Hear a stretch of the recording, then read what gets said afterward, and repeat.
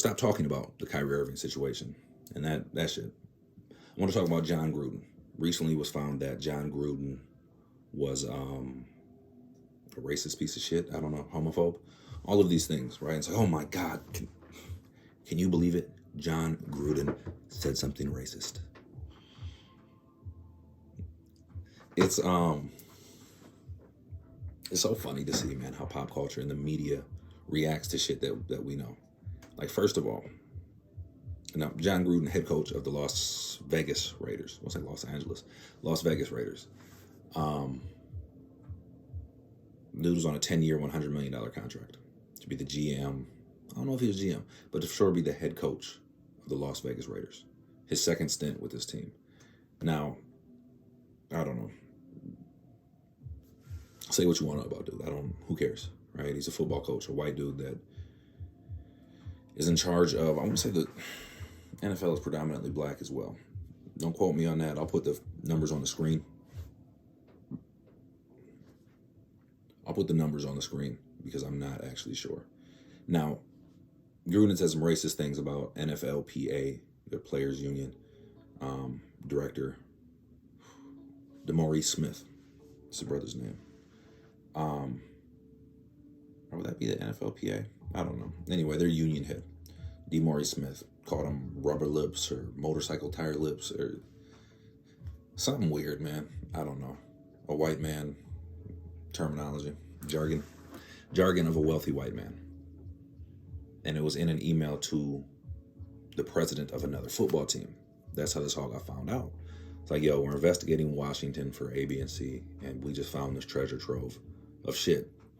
So, a couple days after this, Gruden issues an apology, maybe a day later. Well, further investigation into these emails shows that he was using a lot of homophobic language. Which again, man, like, are we shocked by this? I don't know how many of you guys are familiar with football or football culture, more so. Like locker room culture and just the culture of the sport. Especially, I don't even want to say especially, man. It's just kind of a predominantly, you go to colleges, college level sports, who's the coaches? High schools, usually the coaches are white men. It's a white male, like, all this fucking weird ass Me Too energy, like, it's the same. It's from Hollywood to here. It's not a different culture. Honestly, I think it's probably a little bit more toxic.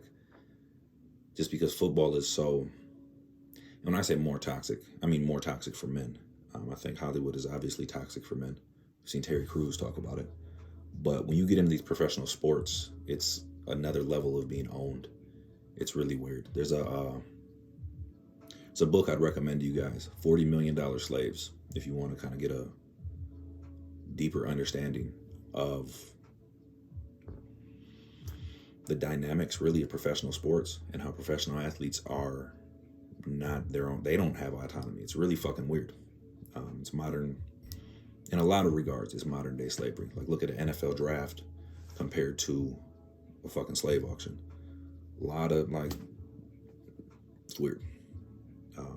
Shout out to those brothers though, man. Love you guys. Appreciate the dedication, because these guys put in an immense amount of work.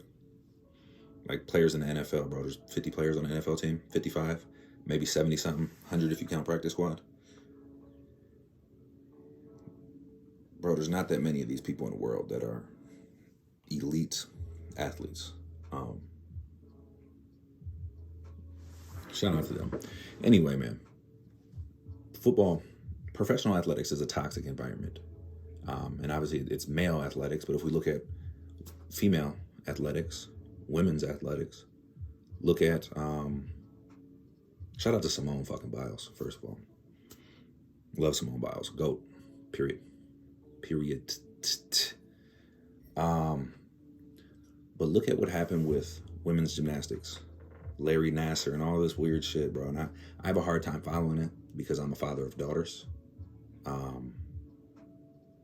And it's just fucking heartbreaking, heart-wrenching to hear these stories like, yo, these parents were trusting their daughters with these doctors, with these people, and their kids were being exploited. Crazy. That's professional athletics.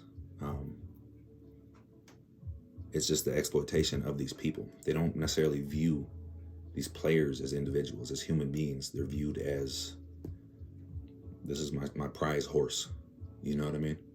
If a prize horse breaks his legs and goes down, unless you're Dak Prescott and we got miraculous surgeries now, you're not going to get a big contract. It's just the nature of professional sports is fucking evil. It chews athletes up and spits them out.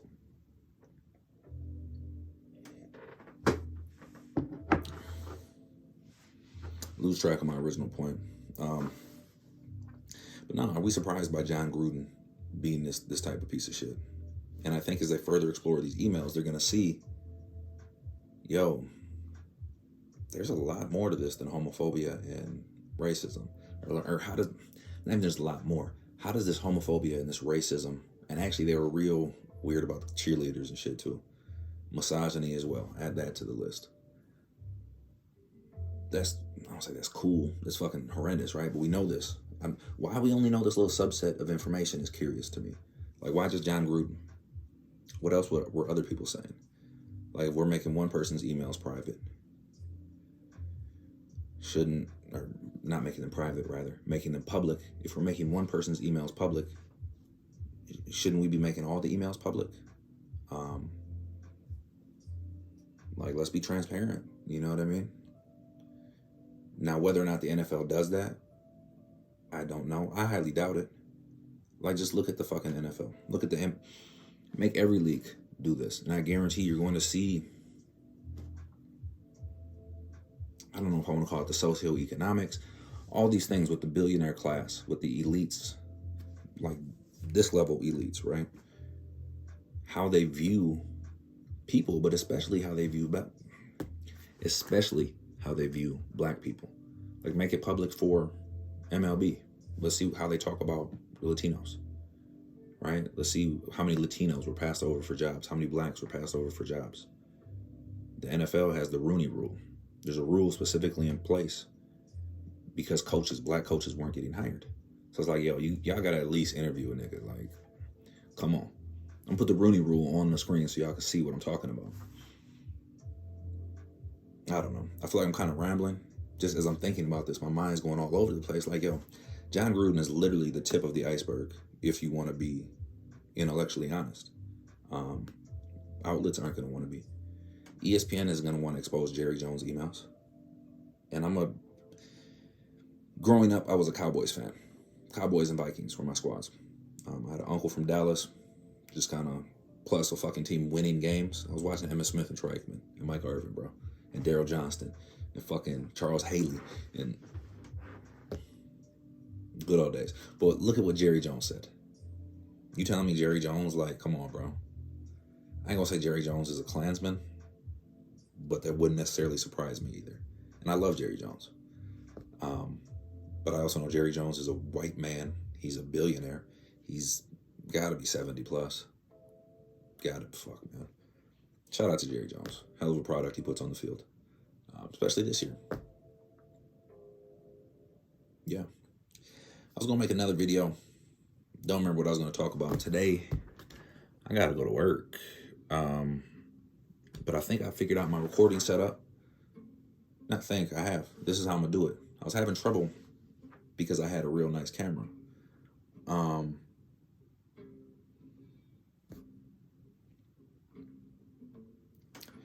I think I figured out my recording setup, and I'm excited about that.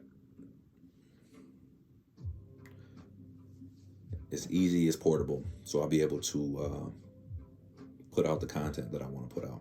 Now it's just about putting it out. So, like I was saying at the beginning, Crump tonight, hold me to this shit. Every night I'm trying to put out a video on something. Current events, current topics. If you have things that you're curious my thoughts on, message me. Whether or not I get back to the message, I get a lot of messages. I need to hire an assistant, honestly. Plus I have 3 fucking kids and a full-time job, and I'm trying to full-time create this fucking empire. But message me. Sometimes you might have to message me twice. I'm gonna be real. Even if you're a beautiful woman. Like, I've had women think I curved them because I didn't respond. It's like, no, baby, I ain't see it. Love you guys. Appreciate you. If I offended you, cheers to you, man.